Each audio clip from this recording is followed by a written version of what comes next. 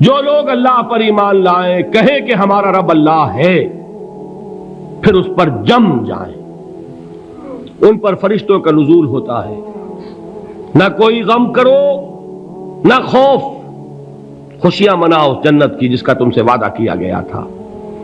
اللہ کی ربوبیت پر اطمینان جب انسان کو ہو جاتا، میرا رب اللہ ہے، ربی اللہ، انسان کے لیے نہ کوئی کھٹکا، نہ کوئی خطرہ، نہ کوئی خوف، نہ کوئی حزن۔ جو کچھ ہو رہا ہے کس کے اذن سے ہو رہا ہے؟ اللہ کے اذن سے۔ اللہ کے اذن کے بغیر پتہ تک نہیں ہلتا۔ یہ کوئی اندھا بہرا مادہ نہیں ہے جس سے مجھے کوئی خوف ہو۔ اندھا بھینسا چلا آ رہا ہو، اس سے تو ڈرنے کا ہر انسان کو ڈرنا چاہیے، نہ معلوم کس کو ٹکر مار دے۔ لیکن نہیں، اس کائنات کو چلانے والا ایک سمیع و بصیر خدا ہے، وہ جو میرا دوست ہے، میرا ولی ہے۔ اللہ ولی الذین آمنوا یخرجہم من الظلمات الی النور۔ اللہ اہل ایمان کا ولی ہے، ساتھی ہے، پشت پناہ ہے، مددگار ہے، حمایتی ہے۔ بتائیے جسے یقین ہو جائے کہ اللہ میرا مددگار، اللہ میرا محافظ، اللہ میرا پشت پناہ، اللہ میرا حمایتی، اس کے لیے کوئی خوف ہوگا؟ اس سے کوئی ڈر ہوگا؟ میں مثال دیا کرتا ہوں ایک بہت سادہ، پنجاب کے دیہات کی۔ تو بڑا چودھری ہے اور کوئی غریب کسان ہے۔ اس غریب کسان کے جانوروں کو ہر وقت اندیشہ ہوگا چوری کا، کوئی میری بھینس کھول کر نہ لے جائے، کوئی میرا بیل کھول کر نہ لے جائے۔ لیکن جس کے بارے میں یہ سب کو معلوم ہو کہ وہ جو بڑا چودھری ہے وہ اس کا دوست ہے، اس کی بچیا کو کوئی خوف ہوگا؟ اس کی بھینس پر کوئی ہاتھ ڈالے گا؟ اسے کوئی اندیشہ ہوگا؟ نہیں۔ کیوں؟ کہ وہ بڑا چودھری، بڑا اس کا یہاں کا سردار، جاگیردار، سب کو معلوم ہے وہ میرا دوست ہے، کوئی میرے خلاف اقدام نہیں کر سکتا۔ اس دنیا میں یہ چھوٹی سی بات اگر آپ کے دلی اطمینان اور سکون کا باعث بن سکتی ہے تو ذرا تصور کیجئے۔ میں لفظ تصور استعمال کروں گا صرف اس لیے کہ اس کا ہم جس کو کہتے ہیں ادراک اور شعور کر نہیں سکتے، اگر کے ساتھ کر سکتے۔ اگر یقین ہو کہ اللہ میرا مددگار اور یقین ہو کہ اللہ ہر آن میرے ساتھ ہے، پھر کوئی خوف؟ کس کا خوف؟ کوئی شے اللہ سے بالاتر ہے؟ کوئی قوت اس سے زیادہ طاقتور ہے؟ کوئی اس کے ارادے کو بدلنے والا ہے؟ کوئی اس کی مشیت کے آڑے آنے والا ہے؟ یہی بات ہے جو حضور نے فرمائی۔ یہ ایمان کا حاصل ہے لب لباب، کہ دیکھو اچھی طرح اس بات کو ذہن نشین کر لو، اگر تمام انسان مل کر تمہیں کوئی نقصان پہنچانا چاہے نہیں پہنچا سکتے، مگر جو کچھ اللہ نے لکھ دیا ہو، اور تمام انسان مل کر تمہیں کوئی نفع پہنچانا چاہیں نہیں پہنچا سکتے، مگر وہ شے جو اللہ نے طے کر دی ہو۔ آپ پھر میں کہوں گا ذرا طاری کیجئے، اسے فرض کیجئے، اسے سوچئے۔ اگر اس حدیث پر ہمارا دل ٹھکا ہوا ہو تو کسی سے ڈر ہوگا؟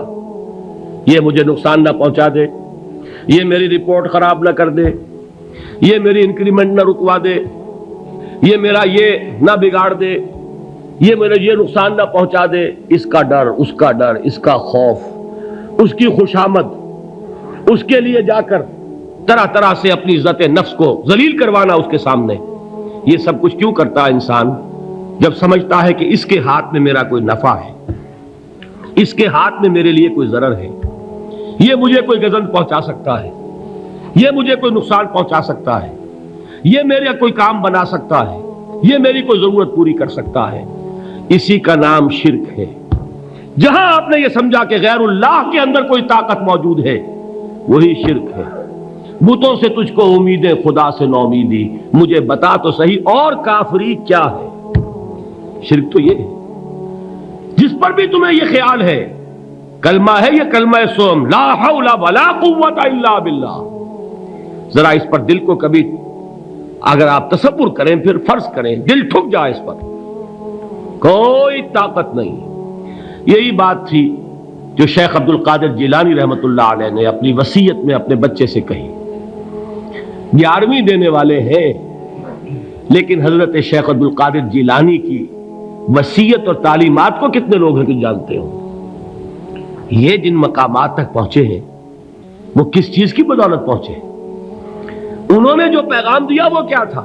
اے میرے بچے، جس طریقے سے قرآن مجید میں حضرت لقمان کی نصیحتیں جو ہے نقل کر دی گئی ہیں، میں یہ عرض کروں گا بالفرض اگر قرآن حضرت عبد القادر جیلانی کے بعد نازل ہوا ہوتا تو شیخ عبد القادر کی یہ نصیحتیں بھی قرآن میں درج ہوتی.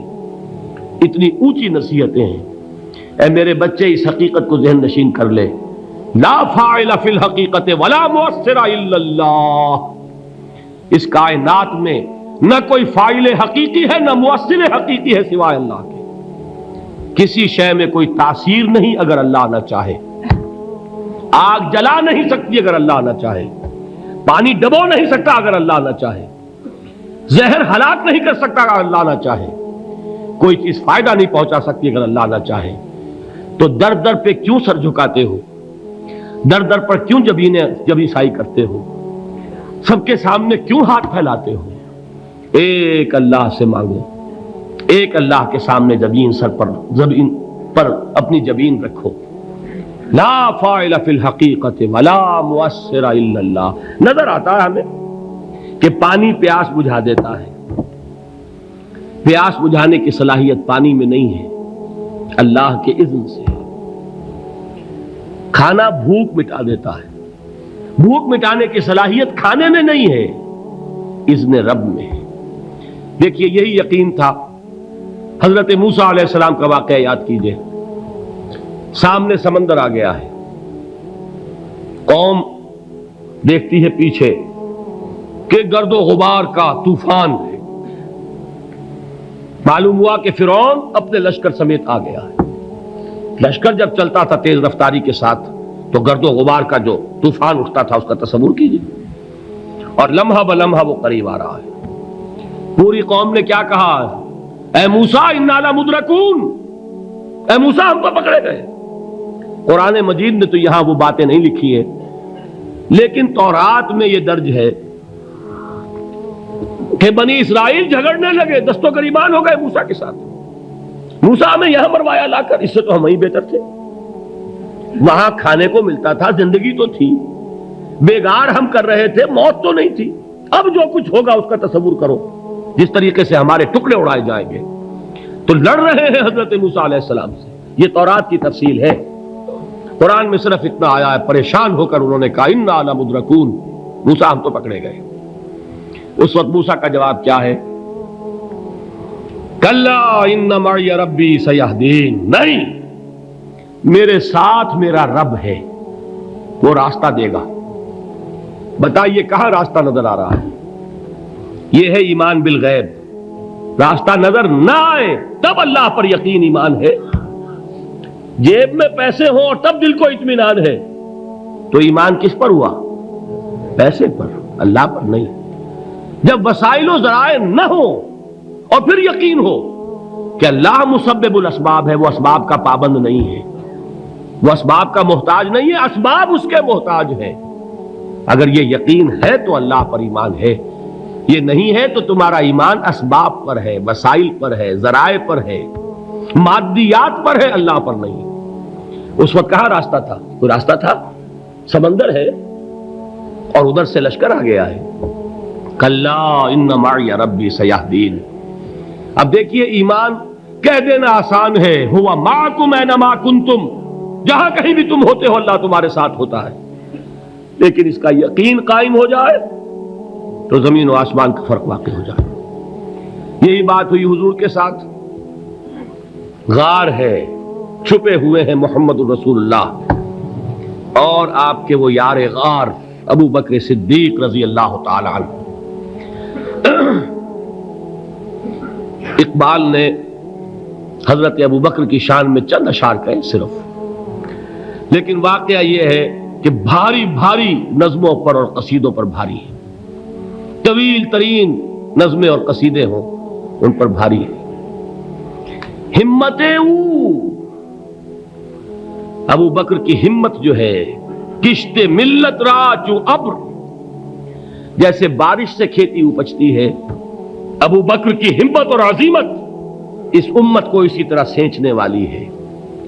ثانیے اسلام و غار و بدر و قبر، وہ دوسرے تھے اسلام میں، دوسرے پہلے کون تھے؟ انا اول المومنین، حضور فرماتے ہیں سب سے پہلا ایمان لانے والا میں، دوسرے ابو بکر۔ ویسے ہمارے ہاں یہ چلتا ہے اختلاف، حضرت علی پہلے ہیں کہ حضرت ابو بکر پہلے ہیں، لیکن اس میں بڑی خوبصورت تطبیق قائم کی ہے علماء نے، اور بہت صحیح ہے۔ چار کے بارے میں فیصلہ ہی مت کرو کہ کون پہلے ہے، ان کی ایک عجیب تقسیم کر دی ہے۔